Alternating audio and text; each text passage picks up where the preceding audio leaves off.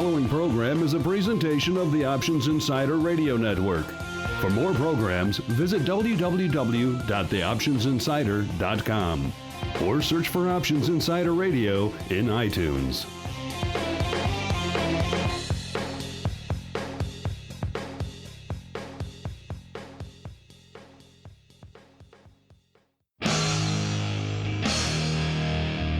And now, it's time for the show that breaks down the options market. From unusual activity alerts to market updates and trading strategies. If it involves puts and calls, then our all-star panel will break it down. It's time to hit the Option Block. With your host, Mark Longo from theoptionsinsider.com and co-hosts Mike Tusaw from KnowYourOptionsInc.com and Mark Sebastian from OptionPit.com. The Option Block is brought to you by Options Express. Don't spend time worrying about your broker. At Options Express, security, stability, and account protection are the most important responsibilities to our customers. Secure account access, enhanced financial protection, entrusted with over $7 billion in customer assets, established financial stability. Options Express lets you trade with confidence. Stocks, options, and futures, all in one account. Trade with a specialist. Visit optionsexpress.com/OXradio to open your free account. Options Express is a member of FINRA, SIPC, and NFA.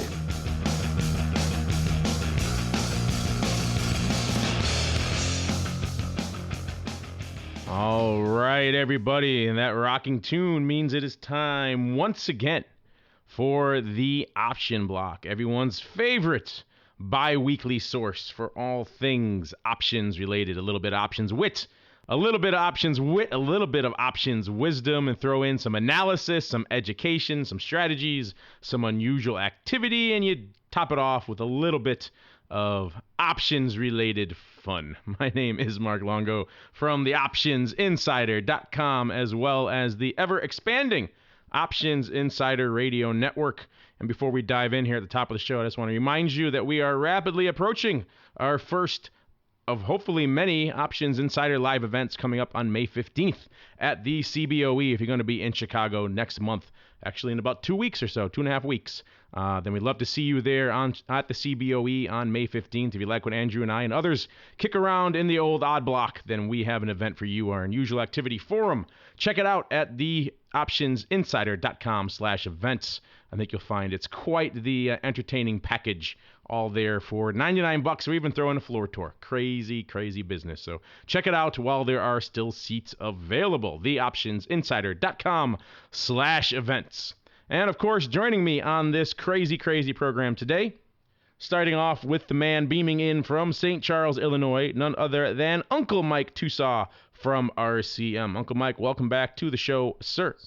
Always happy to be here. It was exciting getting to fill your shoes again last week, but it's good to have you back in the saddle, Mark. Yes, you got to play host once again. I know it's a thrilling and exciting moment for all of us, but I'm sure it's good to relinquish those reins and be able to sit back and just enjoy the show as it comes. I like to wear my fedora. Oh, wait, no, I don't wear a fedora. We established that last Thursday. Yes, that's true. That's true.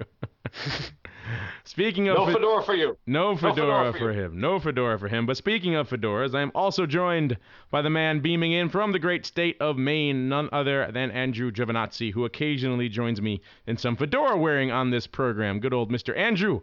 Welcome back to the show, sir. Thank you very much. It's Monday. Monday and Thursday, I wear the same shirt. After about another month, I think my Option Insider Radio Network shirt is going to be all tattered and threadbare from all the washing it's going to need. I did get some pushback from the CEO of the ISE saying, "Where is my shirt?" And I said, "Oh, some guy in Maine is running around with it. I'll have to get you a new one." So there is someone looking for that shirt right now, sir. So enjoy it. Enjoy it in good health before he comes for you to get it. And last but certainly not least, we are also joined by the man beaming in from Options Express, good old Alex Jacobson, the Viceroy from Options Express. Alex, welcome back to the show, sir. Hey, Mark. Welcome home from Vegas. Interesting enough, the phones were ringing today at 3 o'clock. The noise level, in fact, as soon as I unmuted, the noise level stopped. But there seemed to be a flurry of activity here late in the afternoon. We'll talk about that in a little bit.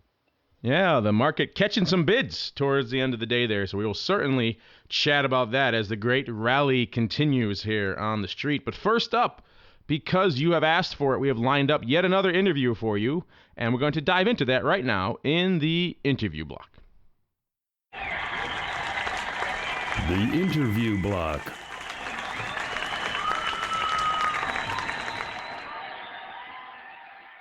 All right, welcome to the interview block. This is, of course, the portion of the program where we welcome on a guest from the world of derivatives, and we proceed to pick their brains for the benefit of you, the listener. And today's guest is Erik Long. He is a CTA over there at Quant Trade. Erik, welcome to the program. Thank you for having me. All right, and Erik, go ahead and give our listeners a little bit of an overview of your background in the derivatives markets and how you got to become a CTA over there at Quant Trade. Oh, sure, absolutely. Well, my first commodities trade was actually using options, and that was it was quite a while ago. It was about 23 years ago, and it was a straddle on crude, and the trade was successful, and from that point on, I was basically hooked on futures and options. And also equities as well. The path that I ended up taking was more of a systematic and algorithmic route, because what I was looking for was some sort of a pattern or some sort of a way to recognize elements in markets that repeat. And I ran across a gentleman that educated me on the concept of fractals, which was the term was very new at that time. And in a nutshell, what it boils down to is that it led me to use computers to find certain elements that repeat across markets and that can be used in a forecasting capacity. So, as a real quick analogy, you might think of even a sailing boat where certain conditions of the weather or the water will change, but there's elements that tend to recur that allow you to maybe sail the boat a little faster or better under and smoother. So taking that sort of a mindset, that led us down the path to form Quant Trade, which was originally I had a company called Tetrahex that was sold with some of the technology that was developed that we're using now. It was sold to a publicly traded company, and after an amount of time that I agreed to work as a consultant for that company, I decided to open up Quant Trade with some of the same people that I was working with in the past. So as of 2007, we formed Quant Trade as a commodity trading advisor. And in addition to creating certain technologies, including software, and also consulting on some projects, generally more statistic arbitrage type projects, we also focused on our own in-house technology and methodologies, which we use with the commodity trading advisor. So it's sort of my long-winded short explanation. Nothing wrong with that. Erik, Mike Tusaw here. You and I have talked in the past about how, like, a lot of traders, when they look at a chart, they're looking at a flat chart of just like if the stock goes up, stock goes down, or future commodity, whatever the case may be. But you have a kind of a different approach to how you look at things. You look at more of an, you have kind of a Euclidean versus non-Euclidean geometric way of looking at the charts. Can you tell us a little bit about that? Sure. It's one of the, probably the easiest way to describe that is if you think about elements in nature that are around you, they generally don't appear to be straight lines, like, for example, geometric shapes such as cubes or pyramids or cones. The natural world has much more intricacy and dimension to it. So it just makes sense that, being that markets are man-made and that they follow the same type of natural order of things, that the proper tools that you would use to measure them would be a mathematics system that is designed to measure more of those that dimensionality, as I mentioned, and that's really what the fractal geometry and fractal statistics do. So what we're doing is when we're looking at price action, volume, bid and offer flows, we're measuring this information in a way that allows us to find certain discernible patterns that repeat. And now they're not always going to be exact and perfect and repeat consistently over time, but they do appear over different time scales and price ranges. So once we've identified what those are, we can start to use them as keys to basically a tell of which way market direction may go, or if it's not going anywhere, and then design our trading methodologies around that. Most conventional traders and methodologies that have been used in the past, such as moving averages, stochastics, and things of that nature, while they were effective at a certain time, probably because there weren't a large number of people using them, they really don't hit the mark in terms of measuring what price activity and price action really does. So that's why we focus more on the fractal analysis side of the marketplace. Got it. So there's times to where if you're in a trade and you're not necessarily looking for making 2 points or losing 2 points, there's times that based on the fact that you have these indicators that the price could theoretically just be staying the same, but the indicators change, that might be time to exit the trade then. Is that correct? That's one way to look at it, and that's also part of the trading strategies that we use. Another way to look at this is that it by measuring the way that the price action is forming, you can also determine whether or not there's certain random elements in the market, or whether or not there's directionality, or there's some sort of a pattern forming because of unseen forces that might be going into the market.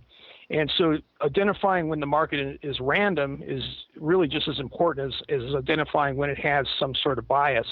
And just to give you an example of that, there's been a large bit of talk these days, especially with high frequency trading going on, about mean reversion trading and that sort of thing. Mean reversion trading will work, and it works well as long as you're within certain parameters and the market's operating without any sort of directional bias or trend. So, that said, that would be a good strategy if you can identify that the market is actually operating in that state. If the market's operating in a highly directional state, then of course you're going to change your strategy to adapt to that. So that's another way that we're using the fractal analysis and statistics to determine what the actual state is of the marketplace itself. And we measure that using what we call 16 different states of market activity. So that's something that I'm a firm believer is very important in terms of trading a strategy that's effective and will also last for a length of time. That's not just, you hear these stories about trading strategies that they work for a while and then they blow up. Well, I'm a firm believer that the main reason for that is that they're just not adaptive to the changing market conditions. So at Quant Trade, what we do is we focus on designing strategies and computer algorithms that adapt with the market conditions. And again, we're using the fractal analysis as a key component for that. Got it.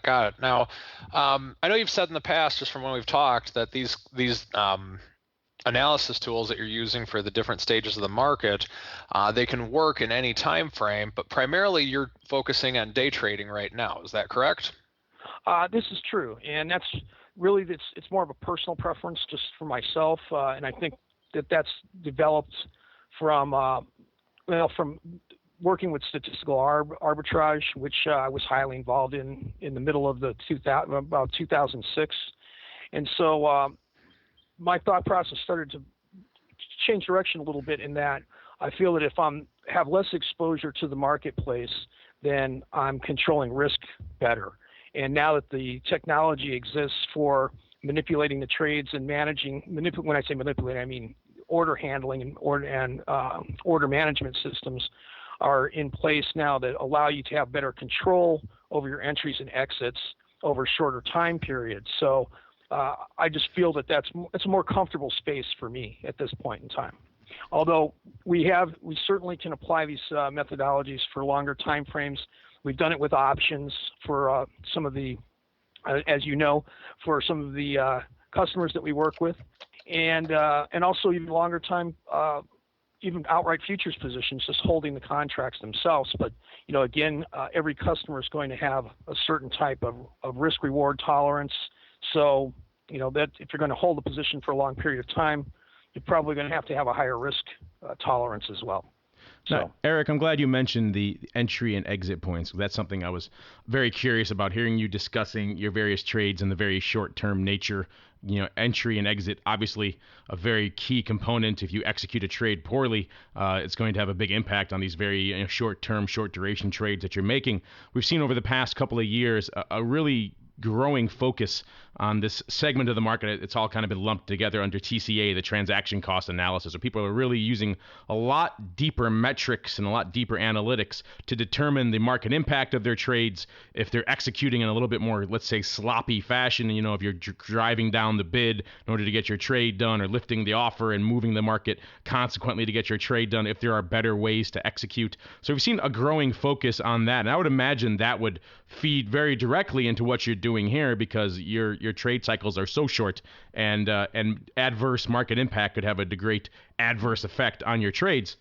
So I'm curious if, in addition to the fractal analysis and the non-Euclidean geometry, if you're also incorporating a lot of these new metrics from TCA into your trading to lessen your impact and improve the efficiency of the trades.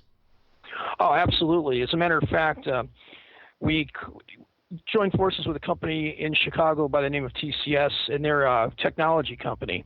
And we formed a product. It's an acronym we call ROXY, which stands for Remote Order Execution Interface. And so we decided that we wanted to build our own infrastructure and hub that would allow us to execute trades in. We actually have servers in both in Chicago and also in New Jersey at NY4. And part of that whole development process, which was about a year and a half of work, was specifically on the order management system, and if you want to call it a custom design element from our side to allow us to be able to execute trades on that infrastructure so that we can get the most effective fills possible. And I realize that there's also other services that exist that do just that very thing, but we figured if we built it ourselves, we'd know exactly how it works. So, that was definitely key, especially in the last year and a half to 2 years. Hello, Erik. This is Andrew Giovinazzi. Just one quick question, because a lot of our listeners don't have access to this kind of sophisticated technology. But one of the things I thought that would make sense for a lot of them is that you guys have kind of a flexible set of strategies based on the conditions that your analysis sort of generates. So basically you have kind of a plan of attack, and then if the conditions warrant, you basically kill the trade and start over again. Is that kind of an accurate way for sort of our vanilla listeners to understand how you guys trade during the day? Yeah, I think that sums it up pretty well, especially for the shorter term trades. I mean, we're still using the similar type of analysis across time frames and scales, and price scales for that matter. When I say price scales, I mean ranges of price, what type of profits we're trying to take out and how long we're holding the position. But I mean, so we're analyzing that price action in a very similar fashion across those time frames and scales. But it is true that that based on we're looking to capitalize on that, what you might call that spatial price discovery period, where the conditions are met to our analysis, and our trading signals tell us to buy or sell, go long or go short. And we do that, and then if those conditions change where it no longer warrants our original entry, then we're just willing to exit the trade, even if it's at a small loss, rather than try to maintain it and hold the position through whatever change is taking place in the market.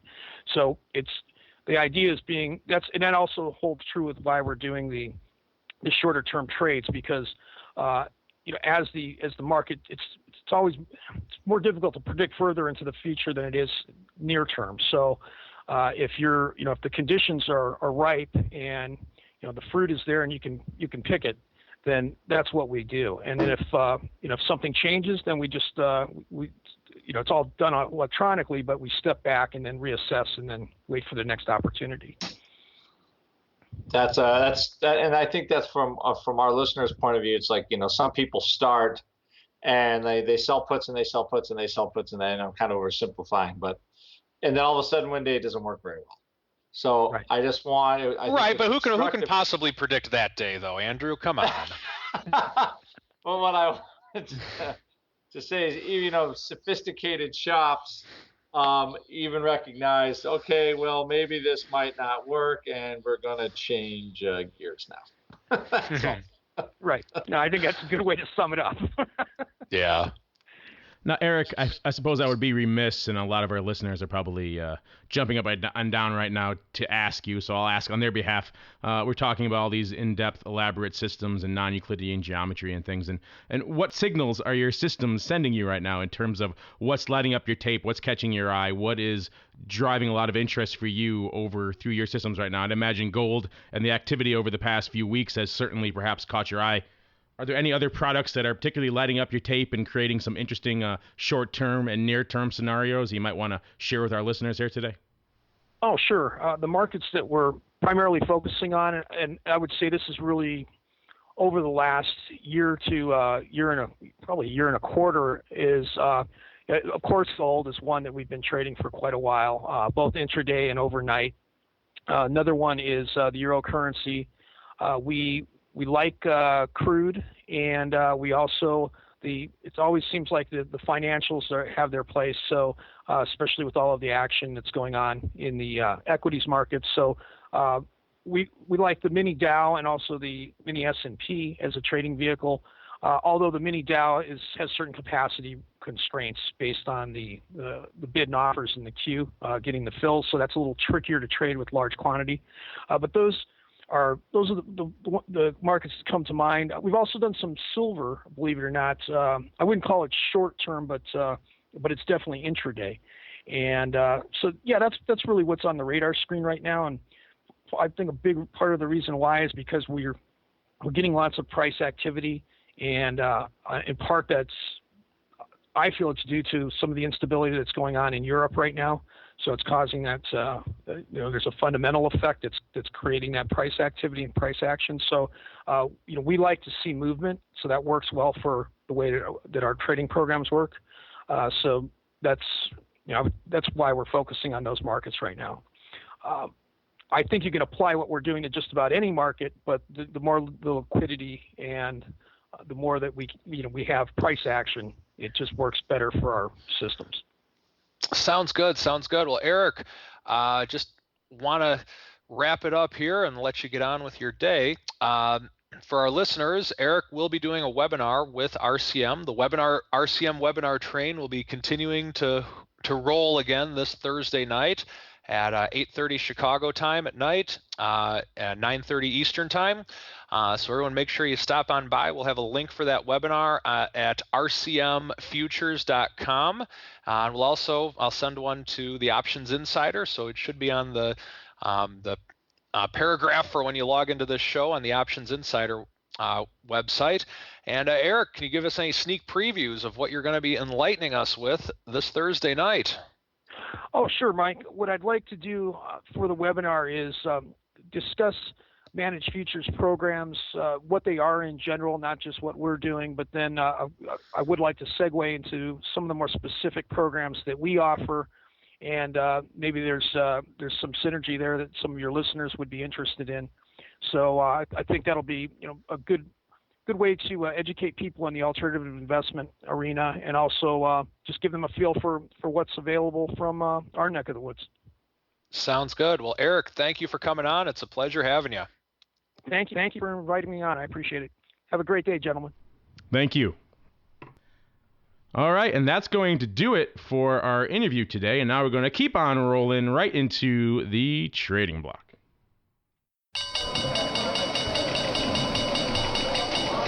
The trading block.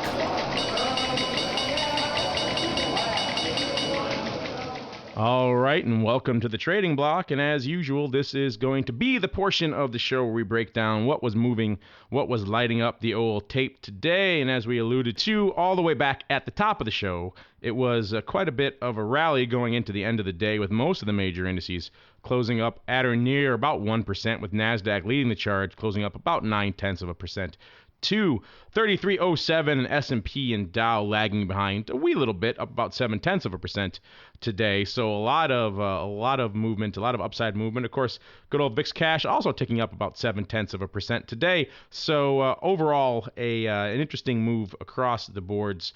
And I know, Alex, you said you were surprised by some of the uptick in activity and in calls you saw coming in toward the end of the day. What particularly surprised you, if anything?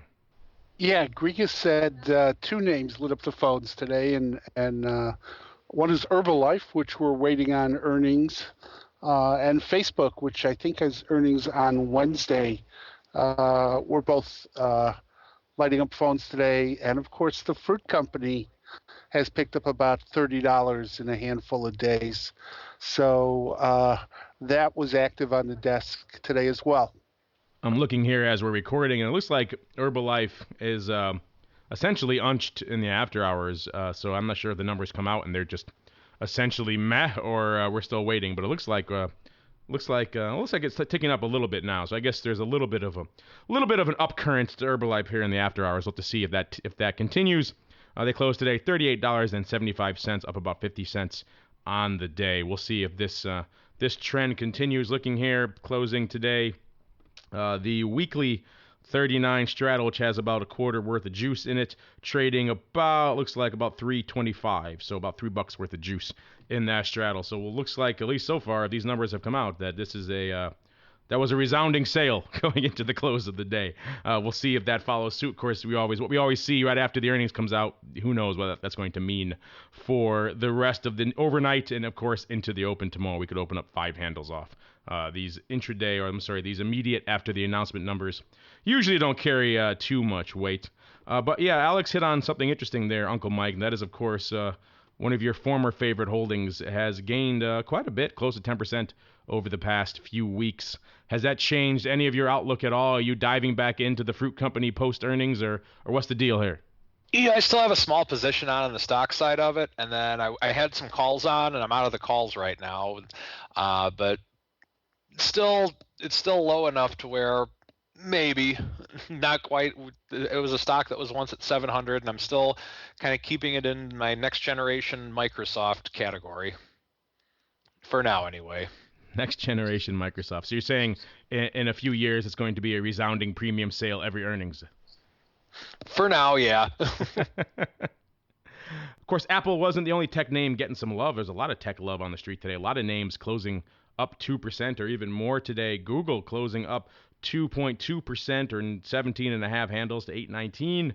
We had Intel closing up, gave up a little bit towards the end of the day. It was close to 2%, but now closed up about 1.5% to 2376. Even IBM was feeling the love today, up at 2.5% or nearly 5 handles to 199. One of the few tech names still getting a beating out there was Amazon, down 2% or 5 handles to close at 249.74. So the tech love wasn't universal, but it certainly was surprisingly aggressive here. Of course, Facebook also not really feeling the love, up only about 0.5% today. In fact, I saw a few articles floating around today saying, where's the love for Facebook? Where's the love for Facebook? Another one getting a surprising amount of love, Tesla, lighting up the tape, up 7%, trade closing at $55. Seemed like it wasn't too long ago that Grigas and I, it must have been about a year ago on this show, were joking about selling the 20 puts and, all the risks inherent with that. And he and I were aggressive premium sellers on that one going into earnings, or at least we were back in the day. And now fast forward about a year or so, and this thing has more than doubled. So Tesla lighting up the old tape as well. Mr. Andrew, what, if anything, caught your eye in today's activity, sir? One is note the VIX up a little bit, but the VXX was down. So the futures, volatility futures were actually lower, just a little bit.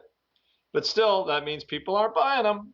I did watch Tesla. I've been trying to figure out a trade in this thing, but right now it seems like it's defying gravity. I guess because everybody's assuming it's the only electric car maker that's still going to be viable after that's all the money's been doled out.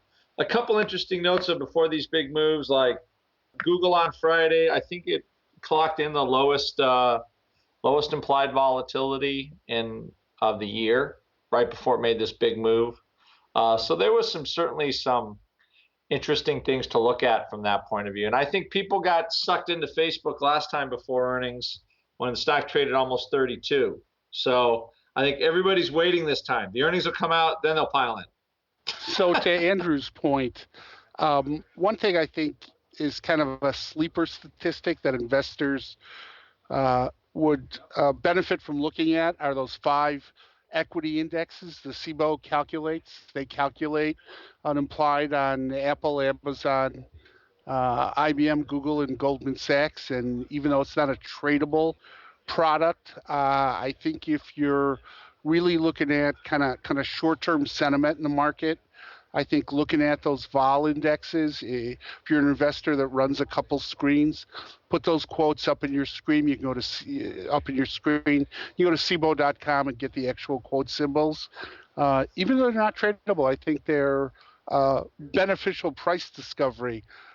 They do one on gold and silver as well, and I think those are worth looking at. And they're free, so I'm not, saying you don't need a vol service like iVol, but I think the quotes in terms of a weather report for the way money's moving in and out of the market, I think the quotes are really beneficial, and they don't cost anything.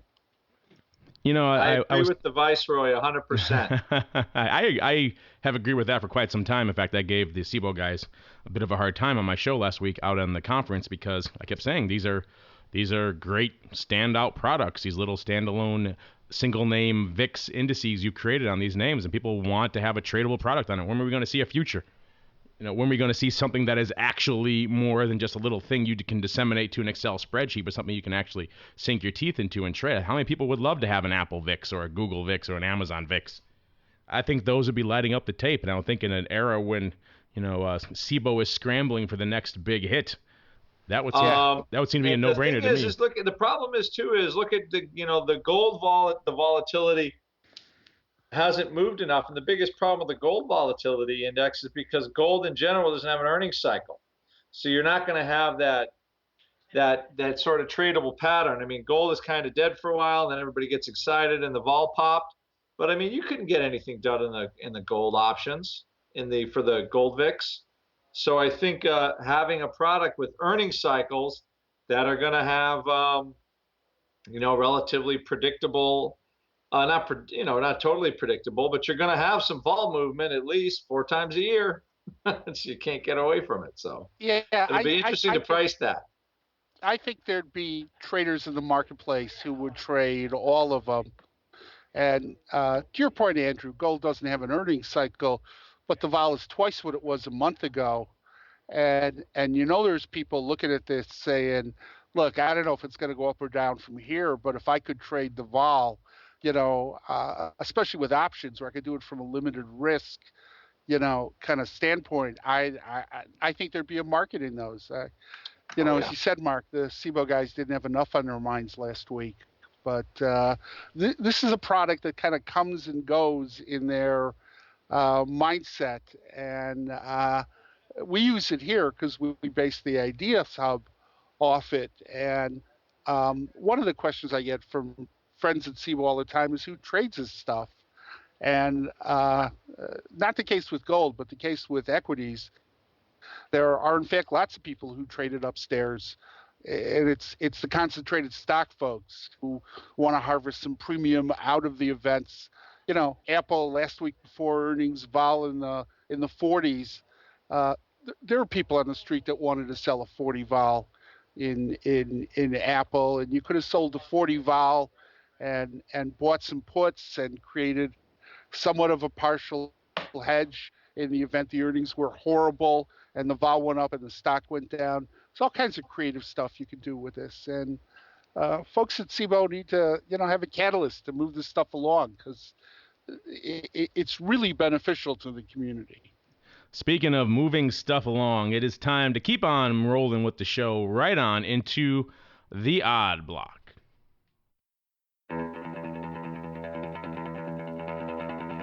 It's time to break down the most interesting, unusual, and downright questionable options activity that's been identified by theoptionsinsider.com. It's time for the Odd Block.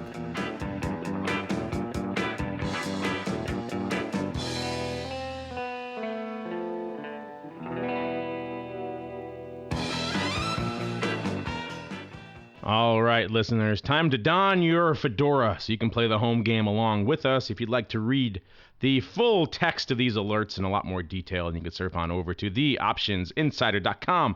Click on the Unusual Activity tab there. Just look at the Unusual Activity call-out there on the homepage, and you could find all of this stuff and much, much more. We're going to kick things off today with a newcomer to the old odd block. This is ticker symbol HNT, or Health Net Inc., and this name is, what do? They are a managed care company that delivers care services to health plans and other health services. And this is the name that usually doesn't really light up the tape too much. Closed today about 29.5, up about 5% today. And what we saw, of course, this is the name that does about a few hundred contracts a day. Yet today they lit up the old tape, doing a substantial amount of volume, or 6,300 contracts, which is 20x their ADV. The bulk of that coming in one very sizable call spread. Looks like a close of a call spread here. The June 32 half 35 call spread going up, looks like about 2,000 times for about 45 cents on average, with the open interest over about 2,000 contracts on each strike. Looks like this guy is coming in to close out something he had on before. Would you concur there, Senior Andrew? Yeah, I think he sold the volatility in here into earnings, and the stock was up, but not enough to, I think, and he made some money. I almost put the buy side or the sell side of this. I think it was put on last week because this came across my nose before, and the stock made a good run, but this customer just sold the volatility, I think, and now he's taking some money now that the vol's gotten crushed down there, pretty decent. So yeah, it shows the benefits of having a little bit of a patience when you put on these types of positions, because this name, it popped against him initially during earnings. It went up to gapped up to nearly 34 a little bit post earnings, and so if he had panicked, he probably would have gotten out for a bit of a loss, but he held on, kept his powder dry, and took it off today when things had settled down a bit. The stock closing almost 4 handles lower, and he's able to take this off, let the vol come in, and take it off for a tidy little profit. Next up on the old odd block, another newcomer. This is Canadian Solar Inc., ticker symbol CSIQ. I think you can guess what these guys do, so you don't need me to run it down for you. This is the name that they make drugs, of course. No. This one does about 400 contracts a day. They did a whopping 5,000 today, and a lot of that, a good chunk of that, coming in these May 5 puts. So Andrew, educate us on what lit up the tape here in these CSIQ puts. It was interesting because there was some volume in some of the other solar makers. I think one solar maker reported like huge drop in revenue. To me, it just looked like they were buying everything. They were buying calls. Mostly they were buying the May 5 puts, but they were buying calls. They were buying out of the money calls. They were buying junk calls. They were buying junk puts. They're buying everything. I just think this stock is heading for some kind of move, maybe, 20% move or more, within the next couple of weeks. Now that this stock has bounced back, it's now trading at a 52-week high, probably similar to First Solar, I think, is making a 52-week high. And I just think these solar companies, there's, I guess, consolidation, winners and losers. Potentially this Canadian solar company will be one of the, maybe, I guess, the survivors. And I was looking at it, they had a pretty, like the book value, I don't know, you never know if any of this stuff is real, all these numbers. But I could have sworn the stock is substantially trading below, all that goofy book value stuff. Let me just take one look at this guy. Yeah, it's got like $7 in cash per share on the books. So it's a real cheap stock. So I don't know exactly what's going on with it. At one point, it must have made a lot of money, and it looks like it's just ready to kind of bust out again if it gets back on the profitability train. But just definitely brewing up for a big move here. Volatility up, 13, 11 points. Implied vol's trading around 100. So yeah, this certainly seems like a scramble to buy vol anywhere you can. I mean, this is a name that does 400 contracts a day, and we're seeing pretty much every strike lighting up today with at least 300 to 400 contracts The leading strike was the May 5 puts, but there were other strikes doing 700 contracts, the June 6 puts, June 6 calls, trading nearly 700 contracts. Maybe a big size straddle went up there. Who knows? But yeah, 400, 400, 300. This is unusual for a name like this. It doesn't do any volume unless people are just really just scrambling to get into some stuff. Someone trading the Jan 3 calls a few hundred times today, trading those pretty deep. Maybe he's closing out a winner. But you're right, this one's had quite a run of late. It looks like people are betting that this run's going to continue in some way, shape, or form from a pure volatility perspective. I haven't had a chance to look at the underlying, see if these were hedged or not. But interesting stuff going on here in good old CSIQ. And next up, keeping on the energy tip, we're rolling on into ETE. This is Energy Transfer Equity LP. It's just a gas pipeline company, big dividend. Yes, a good old div, the old div.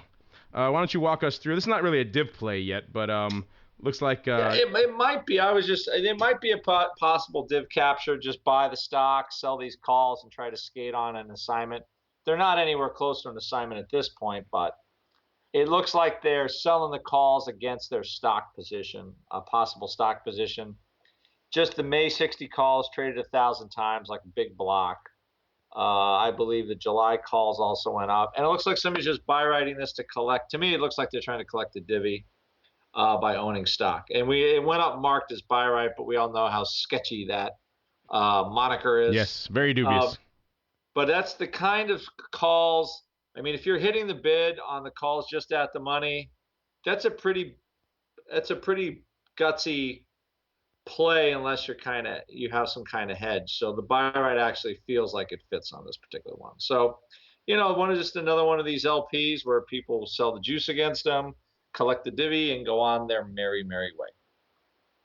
And staying with our energy theme, we'll wrap up the old odd block here with Northern Oil and Gas Inc., ticker symbol NOG, closing today at about $13 even. And this is the name, another one not really lighting up the tape, doing about 700 contracts a day, doing almost 3,000 today. The bulk of that, 2,000 exactly. Don't see that exact number coming up too often. Lighting up the tape in the May 14 puts, where 2,000 of them trading today. And I had the prices, and I don't have them here all of a sudden. So $1.15. Oh, there we go. At $1.15. There we go. You did write it up. See? There we go. I'm trying. Yeah. So, about 2,000 exactly of these May 15 puts lighting up the old tape for $1.15 with 2,000 on the open interest as well. Is this a close or is this guy adding to his position, Mr. Andrew? Good. That what? Because there was some substantial open interest. I was at a loss on this. I just said I thought. They're either opening or just continue selling. But this NOG is at year low prices. This is, I think, a really cheap company in the oil and gas space. It's a Bakken shale company. It probably got all jacked up on the hype on it, and now it's trading at the lows of the year. I'm thinking somebody sells these puts to aggressively kind of get long the stock, but they're not getting a whole lot of money for the puts. They're only 22 cents over parity. So you're not getting a whole lot of money. But I think if they were long them, they were getting out. That's what the feeling is. Like the stock ain't going down anymore. And if they owned them because they bought stock, they're blasting them out for some reason because it feels like a bullish trade to me. That's all. That's what I have to say. And vol, I believe, too, is like, the May volatility was down 6 points. Somebody was crushing it, Yeah, this guy looks like the only real size player out here in NOG anytime, anything to speak of out here. So, yeah, certainly if he's blasting out his puts, he's going to crush this vol accordingly. It looks like he picked a decent level, too. This name has kind of bottomed out in this kind of 13, maybe 12.5 to 13 range.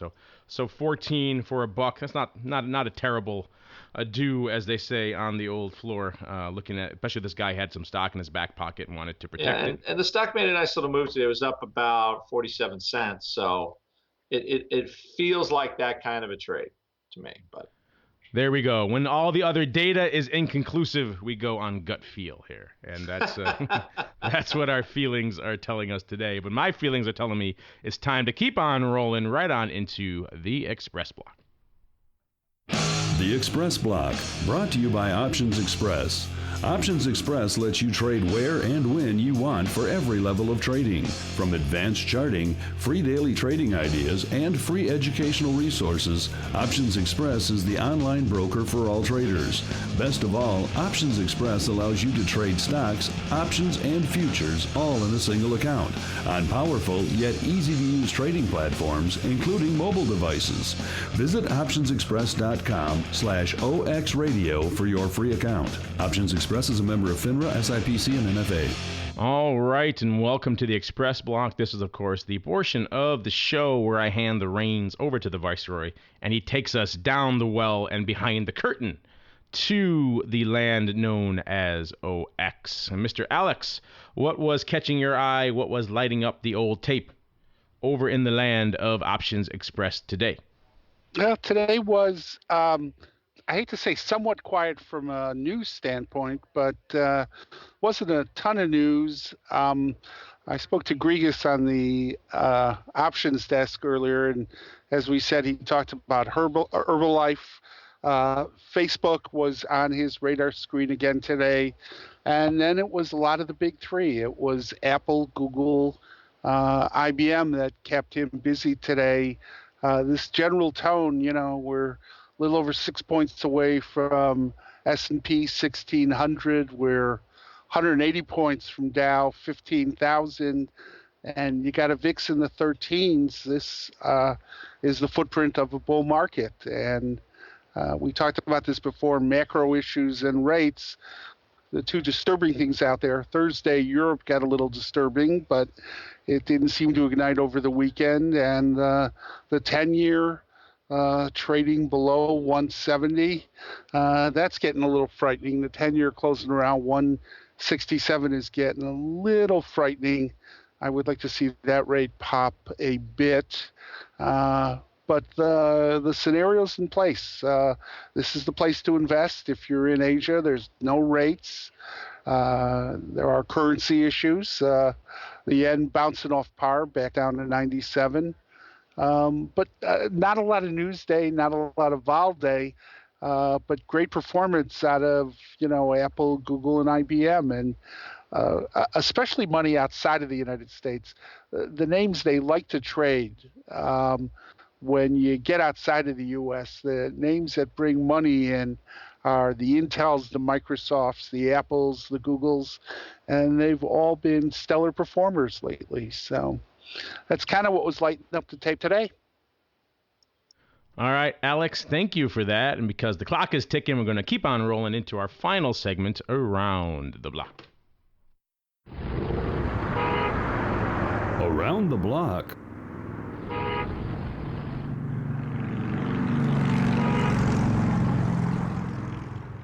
All right, listeners, you know what those car horns mean. They mean that it is time for our final segment where we peer into the future and see what the trading gods are holding in store for us for the coming week. And as Alex mentioned at the top of the show, it seems like Facebook is on a lot of people's radar these days. Mr. Andrew, are you watching a lot of Facebook going into this Wednesday? Yeah, full disclosure, I've got a little Facebook on. What a surprise, sir. Are you actually you're owning the underlying? Yeah. So I'm definitely watching it. We're watching the VXX. We would like to see the VIX future term structure get a little steeper. Maybe that'll start to waste that product away. That is the greatest cruddy product ever. And we're looking at what else? Trying to see if we could start selling some premium. It's been kind of tough, to be honest. Condors and flies and all that kind of stuff. Butterflies. Been tough because we just keep going in one direction. So very difficult for those types of positions. So like our guest said, when those positions don't work, you go to other ones that fit the market conditions better. So that's what we're looking at.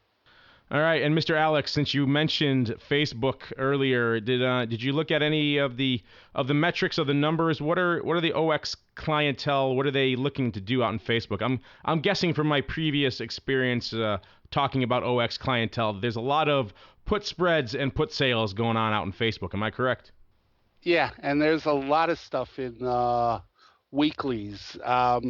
And one of the conversations we had today was how active the front month, when you're in the first week of the month, how there's a skew in the activity of the weeklies. There seems to be a ton of weekly activity just across all the names. But, weeklies are giving investors the opportunity to trade, the Facebooks, the Herbalifes, the Apples, without a lot of money. And the traction in weeklies is almost getting bigger every month. Yeah, and just running through the weeklies here while we're talking, and there are some substantial juice levels, as Andrew would like to say, for lighting up the tape here going into earnings on the 1st. So a lot of opportunities for the aggressive OX clientele to perhaps snake out some juice. Looking here, there doesn't seem to be any appreciable skew here. There doesn't seem to be any appreciable love to the upside or the downside. They seem to be treating each move equidistantly at this point. Sometimes in these things you see people, leaning up, like Apple. The calls always get bit out of control and things like that. Not seeing too much of that pronounced shaping of the skew here. It seems to be people seem to be ambivalent. I think it's going somewhere. They just don't know where. Mr. Mike, what are you watching? I'm guessing you're not playing much in the Facebook realm this week. Staying away for now. Typically, I like to sell puts on it. We've done pretty well doing that, but for now, just staying out. I like being in cash during earnings if at all possible. I hate earnings. You have the risk tolerance of a 95-year-old woman, sir. All right, screw it. I'm going to go long everything then. There we go. Long straddles is the way to go, sir. There we go. Trading through shame, that's a way to access profits. That's why I can tell my clients, why do you do this trade? Well, Longo was going to make fun of me if I didn't. So aside from not doing anything in Facebook and going purely to cash, what else is on your horizon for this week? Well, just looking at gold, I sold the 143 calls on GLD for the week, so I think we might be in for a little bit of some sideways movement in gold for now, and getting a little bit of juice doesn't hurt in situations like that. I sold a lot of weekly juice this week, as Andrew would say. With the Qs, I'm at the 71 level for the covered call. We actually got a pretty decent fill today, right at the higher level. Last week I sold the 160 calls on SPY for this week, and just hanging in there, and we'll see if I can slip another one by the goalie, so to speak. And just to reiterate for the GLD, those are covered. You're not blasting out naked 143s. Yes, those are covered. Those are covered. Then your risk tolerance equation has changed markedly since the last time we spoke, sir. That's true. They are all covered. All right, thank you for that, Mr. Tucson. That is going to do it for our Around the Block segment. That's also going to do it, unfortunately, for this episode of the Option Block. But I want to thank all of my cohorts for joining me on the old program today. And before we go, let's check in with each of them, see what they have cooking that may interest you, the listener. Starting off with you, Mr. Andrew, what is cooking over in the land of the pit? What's coming up at the pit? That is an excellent question. I believe Mark will be at the Option Insider Unusual Activity Conference coming up in a couple of weeks, which I'm sure Mr. Longo will tell us all about here at the beginning and at the end of the show. As I am wont to do. Thank you for that, sir. And now, Mr. Tucson, someone is telling me, I think this little birdie over here is chirping in my ear, something about some webinar this week. I don't know where I might have heard that, but I'm just guessing something about a webinar is in your near-term future. Well, I'm glad to see that you haven't let the birdies go yet. I know it's a tough economy, especially with the price of birdseed going up like it has recently. So I'm glad to see that you haven't fired the birdies. Yeah, we have Erik from Quant Trade. He was on the show earlier today. He's going to be doing his thing this Thursday night. We're excited to have him. So you too can debate hypotenuses, hypotenusae, I'm not sure what the plural of that is, on the upcoming webinar. Check it out over at the RCM website. You can register there for more of what we talked about today on the old interview block. And last but certainly not least, Mr. Alex, what is coming up in the land of OX? I'm going to be quick. Tomorrow, Tuesday, we're doing a webinar, 2 p.m. Chicago, the all-in-one trade ticket. One of the things that makes us stand out here at Options Express, the ability to put 4 legs into a ticket at one time and trade the spread as a spread. Wednesday, streaming charts at 2 p.m. And then one quick addition I'm going to do here on fractals. Given Erik's interview, I was at a public seminar many, many years ago and met a sister of a college prof who was an expert on decision theory and fractals, who had made $50 million in a year in the options market. I know I got to be quick here, but I didn't believe the story. I thought the story was BS, as is often the case at some of these seminars. And I was able to track the interested parties down, and the story was true. So we should talk more about fractals and decision theory and game theory on future shows. That can be for our upcoming new program on the Options Insider Radio Network, the Game Theory Cast and Fractal. Maybe we'll call it Fractal Nation. How about that? Eric will talk to you for 24 hours straight about fractals if you let him. I don't know if you want that. I was stunned. Because normally, I'll talk about this after we finish the show. But leave our listeners a little bit of a tease. But yes, you too, listeners, can have the path to profits through fractals. So that is going to do it for this episode of the Option Block. We, of course, want to thank all of you out there in the listening audience for downloading and streaming and subscribing to this program and making it such a success. Before we go, I just want to remind you one more last time, if you're going to be in Chicago on the 15th of May, we'd love to see you down there at the CBOE for our first of many Options Insider live events. This is going to be our Unusual Activity Forum, where we dive deep into the realm of unusual activity, all the fun stuff we do on this show in the Odd Block, times 10, times 1,000, times a million. It's going to be really, really a deep dive into that stuff, plus the floor tour, plus all the great free swag you get for signing up for the event. It's going to be a pretty crazy event. So if you can make it in Chicago, we'd love to see you. TheOptionsInsider.com/events for more information and to shell out your $99 to reserve your seat today. And we'll see you next time right here on the Option Block. Become a part of the Option Block. Just visit www.theoptionsinsider.com/forum to post a question for the hosts. You can also submit questions to twitter.com/optionblock or leave a voicemail at 312-544-9356. Make it interesting and your question just might make it on the air. The Options Block is property of the Options Insider Incorporated. All rights reserved.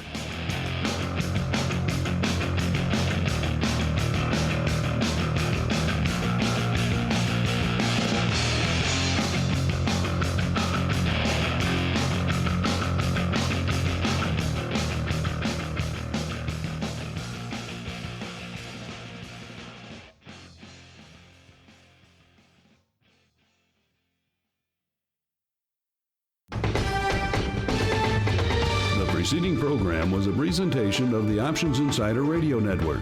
For more programs, visit www.theoptionsinsider.com/radio or search for Options Insider Radio in iTunes.